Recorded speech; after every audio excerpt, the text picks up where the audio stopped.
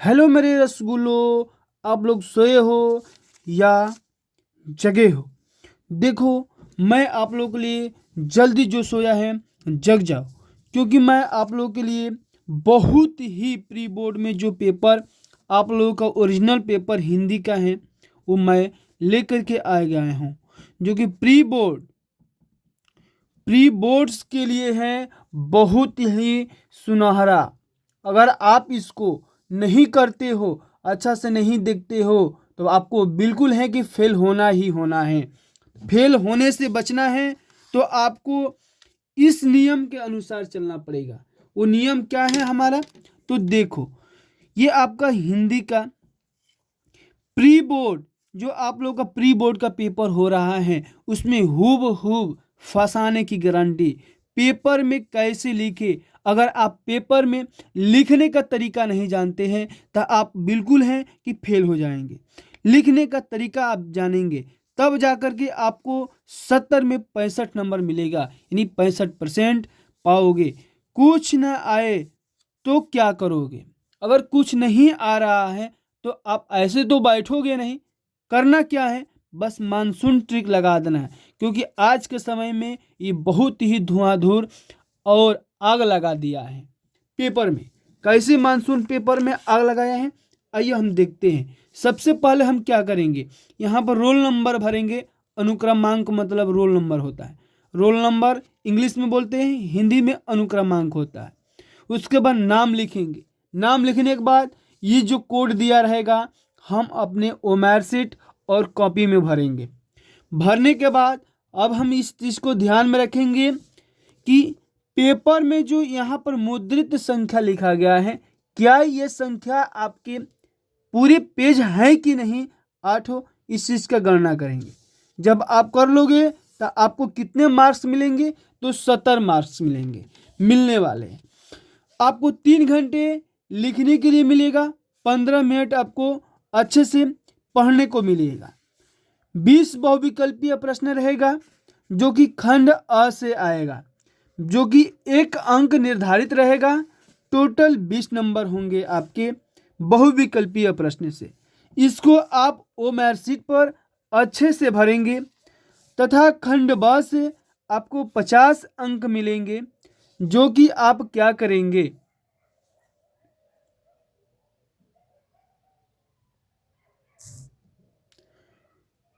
बिल्कुल आप अच्छे से इसको करते हुए आगे हम बढ़ेंगे, ताकि कहीं भी आपको दिक्कत ना हो, किसी चीज़ का सामना ना करना पड़े। ठीक है ना?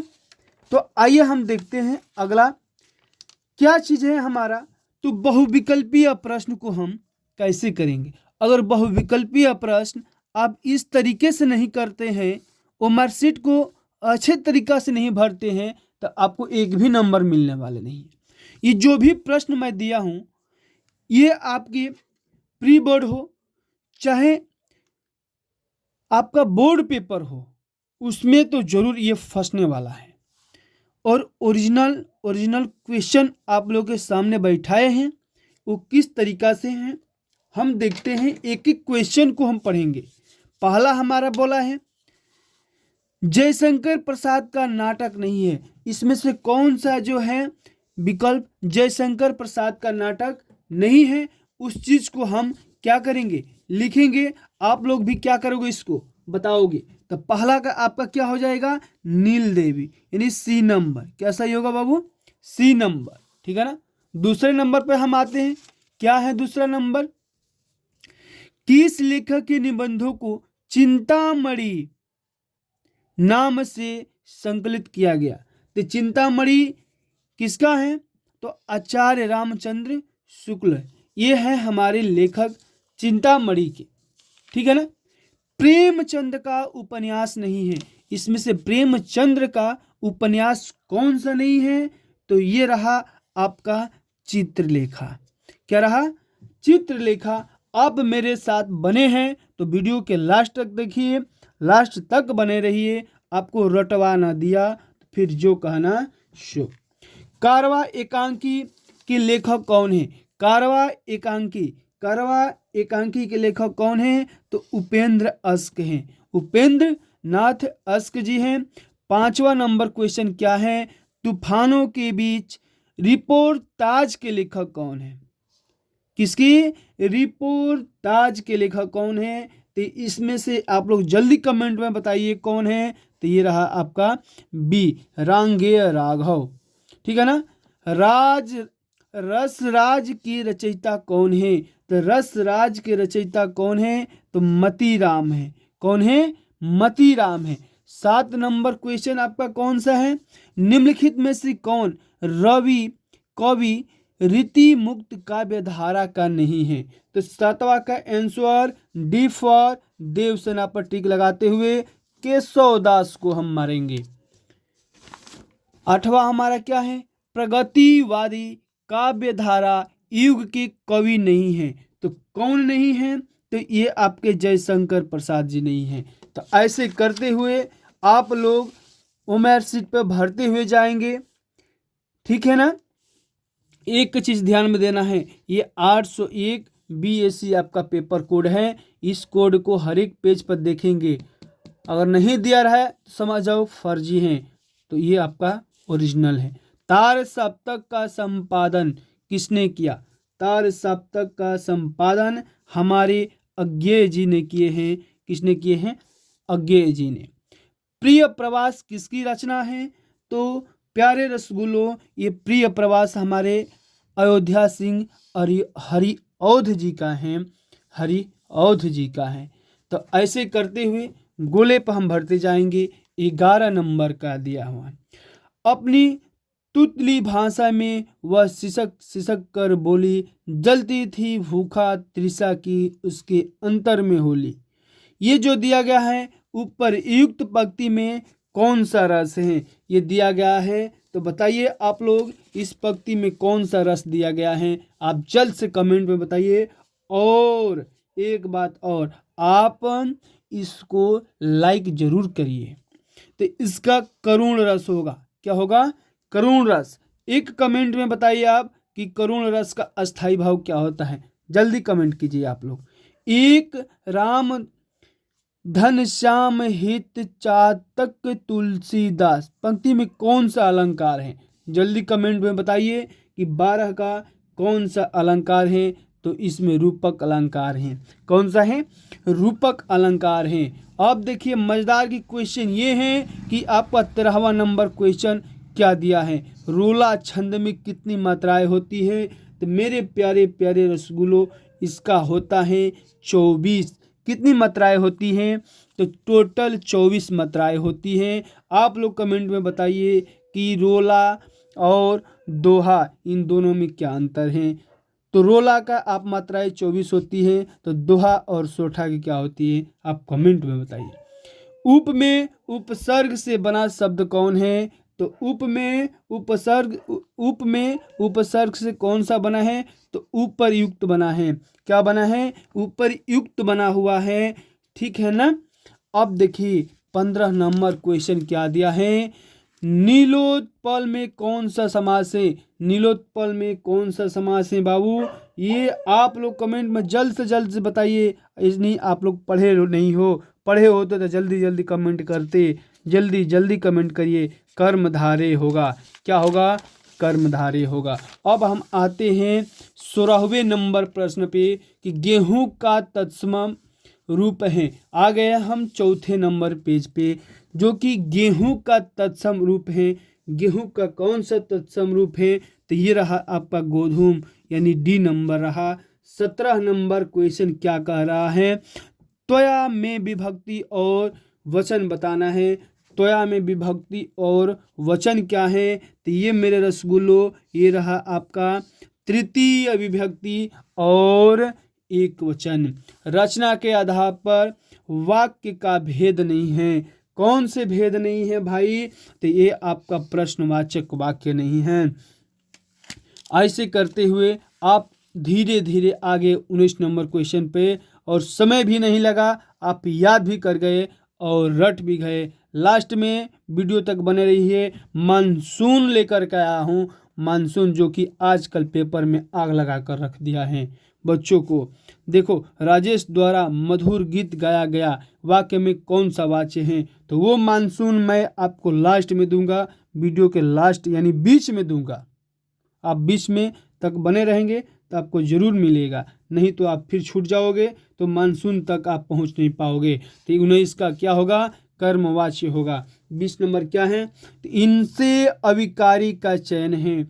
इनसे कौन सा अविकारी का चयन है? 20 नंबर का आप बी नंबर हो जाएगा। ऐसे करते हुए मैं बहुविकल्पीय प्रश्नों का उत्तर दे दिया। अब आते हैं हम खंड ब में। तो खंड ब को हम बाबू अपने रफ पे जल्दी अपने अपने कॉपी में कैसे लिखेंगे? आप लोग ऐसे जैसे दिया है ऐसे ही आप लोग कॉपी में लिखेंगे। खंड ब वर्णनात्मक प्रश्न, तब लिखेंगे प्रश्नोत्तर संख्या 1। देखो क्या दिया है? गद्यांश। इसमें पहला जो आंसर बोला है उसके अनुसार ही उत्तर आपको देना है। उपर्युक्त गद्यांश का संदर्भ, इसका संदर्भ लिखना है। संदर्भ कैसे लिखेंगे? तो प्रस्तुत गद्यांश हमारी पाठ्य पुस्तक हिंदी में संकलित कौन से पाठ से लिया गया है, उसका रचयिता कौन है, बस लिख देंगे। ये संदर्भ आपका हो गया। गद्यांश आपका लिखना है रेखांकित अंश। जो ये रेखांकित अंश यानी रेखा खींचा गया है। संसार में कोई भी मनुष्य निंदा से नहीं गिरता, उसके पतन का कारण सद्गुणों का ह्रास होता है। यहाँ तक कि आपको व्याख्या कर देना है। अगर आपको नहीं आता है व्याख्या करना, इसको आप अपनी भाषा में लिख दोगे, एग्जामिनर आपको 2 नंबर जरूर देगा। कभी नहीं कहेगा कि हम इस बच्चे को नहीं देंगे। किसी व्यक्ति का उन्नति कब संभव है, किसी व्यक्ति का उन्नति कब संभव है, इस चीज़ को इसमें जब लास्ट में हम पढ़ेंगे, इसको लास्ट तक इसका आंसर मिल जाएगा। ऐसे ही करके हम लिखेंगे, तब जा कर के हमारा 65 नंबर 70 में मिलने वाला है। इसको नहीं आ रहा है तो अथवा में डाल करके ये कर सकते हैं। अथवा अगर डाल कर लिखेंगे तो इसको लिखिए, या जो दिया गया था यहाँ पर उसको लिखिए। दूसरे नंबर क्वेश्चन क्या दिया हुआ है?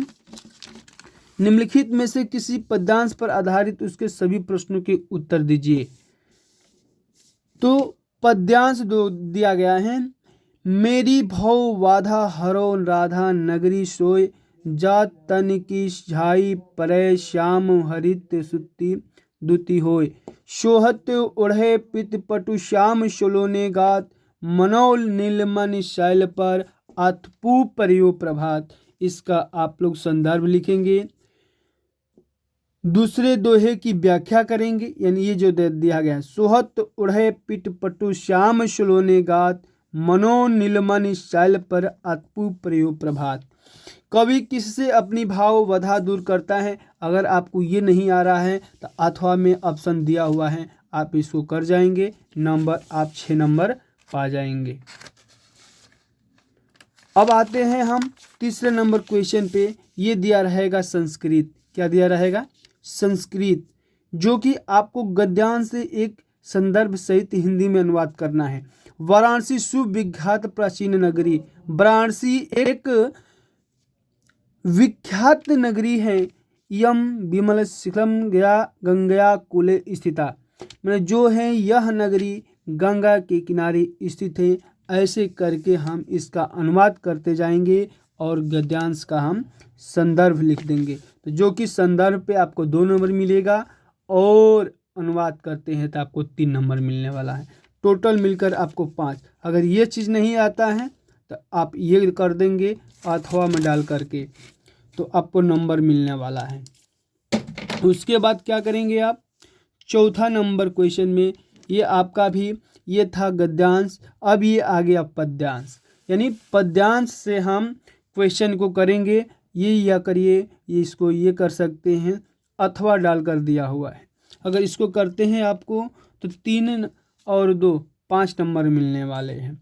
सबसे पहली बात ये रहा कि अपने पठित खंड काव्य के आधार पर निम्नलिखित में से किसी एक प्रश्न का उत्तर दीजिए। जल्द से जल्द आप कमेंट में करिए कि आप किस जिले से हैं, उस जिले के अनुसार मैं आपके खंड काव्य के आधार पर मैं उसको बता सकूं।